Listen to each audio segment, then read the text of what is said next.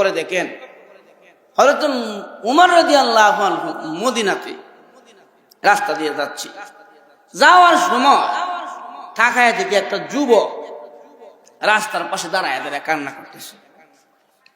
আল্লাহর নবী ওমর কয় লিমা তাবকিয়া শাবাব, রে যুবক এইভাবে রাস্তার পাশে দাঁড়ায় দাঁড়ায় কেন কাঁদো?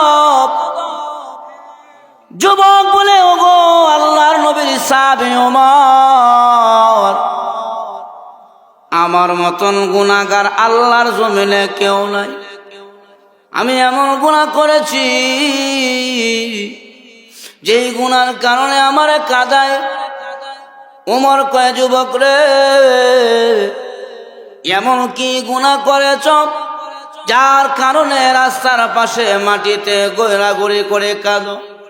যুবক বলে ওগো আল্লাহর নবীর সাহাবী ওমর, আমার গুনার কথা আমি জবান দিয়া বলতে পারবো না।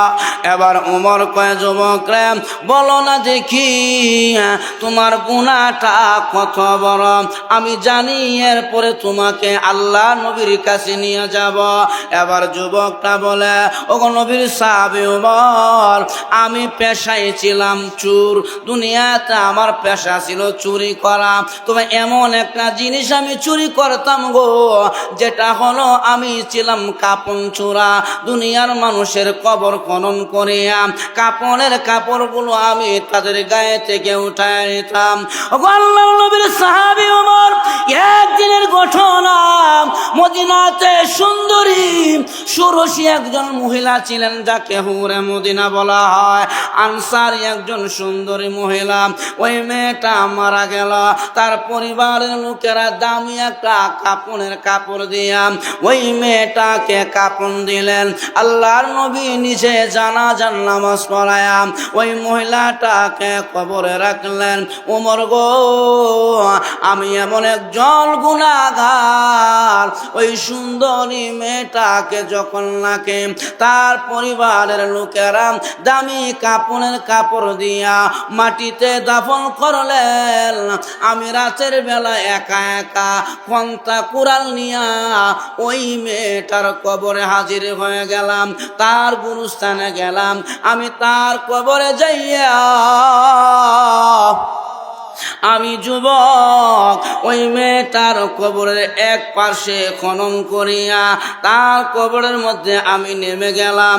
তার কবরে নামার পরে দামি দামি কাপড়ের 5টা কাপড়ের কাপড় আমি ওই মেয়ের শরীর থেকে খুলতে আরম্ভ করলাম।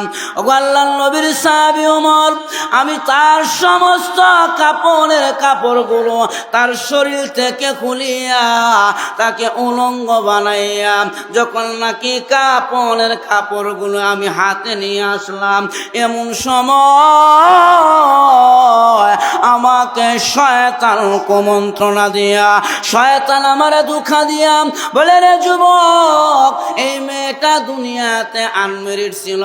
ও যুবক, মেয়েটা দুনিয়াতে তার বিবাহ হয় নাই, সে হুরে মদিনা ছিল রে।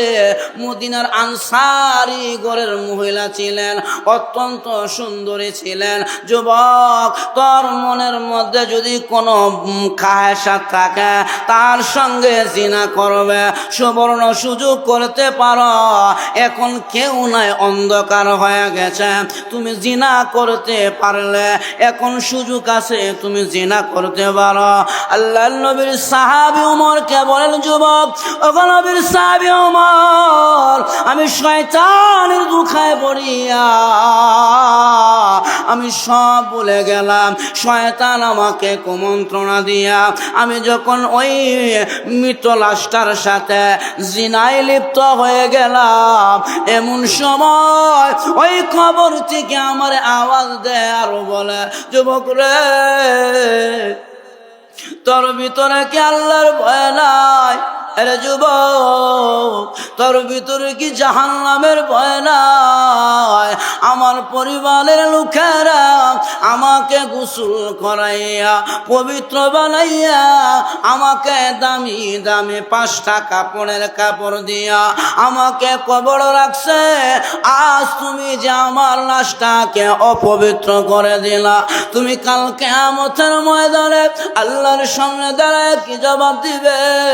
এই বলে যখন নাকি যুবকের কানে আওয়াজ গেল, যুবকটা কাপড়ের কাপড় ফেলে দিয়া ওখান থেকে চিৎকার করে করে বের হয়ে গেল। হায়রে সর্বনাশ হয়ে গেছে, আমি তো ধ্বংস হয়ে গেছে, আমি তো গুনাহগার হয়ে গেছি, আমার মতো গুনাহগার কেউ নাই। এই কথা যখন উমরের কাছে যুবকটা বর্ণনা দিলেন, উমর বলে, যুবক রে কান্দিস না, তোর কান্নায় আমি উমরের চোখের পানি আটকে রাখতে পারি না। বিশ্ব নবীর কাছে চল রে, আল্লাহ নবীর কাছে গিয়া তোর গুনার কথা নবীকে জানা। আল্লাহর নবী একটা রাস্তা তোর জন্য বাতায়া দিবে। এবার যুবকটা আল্লাহ নবীর কাছে গেলেন, উমর রাদিয়াল্লাহু আনহু নিজেও গেলেন। আল্লাহ নবী উমরের দিকে তাকায়া বলে, এ উমর, তোর চোখের মধ্যে পানি কেন? উমর বলে, নবী গো, এই যুবকের কান্নায় আমি উমরকে কাঁদাই, এই যুবকের কান্নার কারণে আমি উমরের চোখ থেকে পানি বের হয়ে গেল। আল্লাহ নবী কয়, রে উমর, যুবককে আমার কাছে নিয়ে আস। এবার যুবকটা নবীজির কাছে গেলেন, চোখের পানি ছেড়ে পয়গম্বরের কাছে গেলেন। আল্লাহ নবীকে বলেন, ওগো নবীজি, আমার মতন যুবক যদি আল্লাহর কাছে তওবা করে আল্লাহ মাফ করব কিনা? আল্লাহ নবী কয়, যুবক, তওবা করলে আল্লাহ মাফ করে দিবে। যুবক কয়, নবী গো, আমি এমন একজন কঠিন গুনাহগার, আমার মতন গুনাহগার কেউ নাই। আমার দিলে সাক্ষী দেয় আল্লাহ মনে হয় আমাকে মাফ করবে না, আমি বড় গুনাহগার। আল্লাহ নবী কয়, যুবক রে, কি গুনাহ করেছ যার কারণে নিজেকে সবচেয়ে বড় গুনাহগার বলে দাবি করো? এবার হযরত উমর রাদিয়াল্লাহু আনহুর সাথে যাওয়া যুবক বলে, নবী গো, আমি সব চাইতে বড় গুনাহগার। আল্লাহ নবী যুবককে বলে, যুবক, বলো তোমার গুনাহ বড় না আল্লাহর আসমান বড়? যুবক বলে, নবী গো, আমার গুনাহ বড়, আল্লাহর আসমান ছোট। আল্লাহ নবী কয়, যুবক, বলো তোমার গুনাহ বড় না আল্লাহর জমিন বড়? যুবক বলে, নবী গো, আমার গুনাহ আল্লাহর জমিনের চাইতে আরো বেশি বড়। আল্লাহ রাসূল কয়, যুবক, বলো তোমার গুনাহ বড় না আল্লাহর নদী নালা সমুদ্র বড়?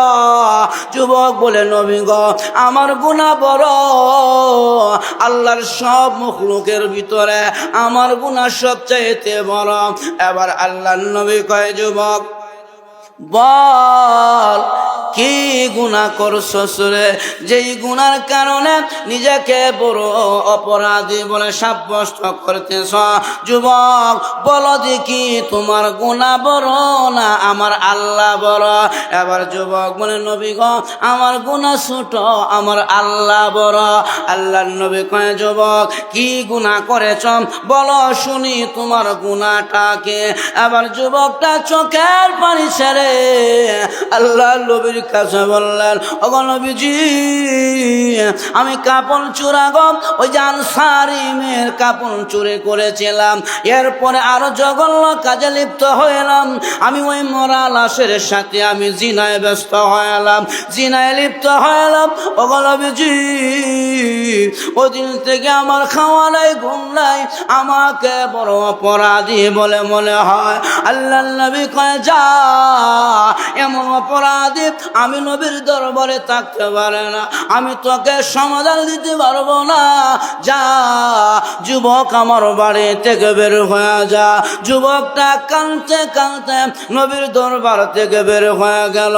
গভীর জঙ্গলে যায় আল্লাহর ওই বান্দা সেজদার মধ্যে পড়ে কান্দে আর বলে, প্রভু গো, রহমাতুল লিল আলামিন, আমি যুবকের কোনো রাস্তা দিল না, ওখান থেকে বের করে দিয়েছে। আল্লাহ, এখন তুমি মালিকের দরজা ছাড়া আমার দ্বিতীয় কোনো জায়গা নাই। আল্লাহ, তুমি তো আমাকে বানাইছ, আমার গুনাহ যত বড় হয় না কেন গো, তুমি মালিকের সাইতে তো আমার গুনাহ বড় না। এই বলে যখন কাঁদে, 40 দিন পর আমার নবীকে আমার আল্লাহ ইলহামের মাধ্যমে, ওহীর মাধ্যমে জানায়া দিলেন, ওগো নবীজি, আল্লাহ জিবরাইলের মাধ্যমে জানায়া দেন, কুল ইয়া ইবাদিয়াল্লাযীনা আসরাফু আলা আনফুসিহিম লা তাকনাতু মির রাহমাতিল্লাহ। পাহাড় পরিমাণ গুনাহ করলেও লা তাকনাতু মির রাহমাতিল্লাহ, আল্লাহর রহমত থেকে নৈরাশ হওয়া যাবে না।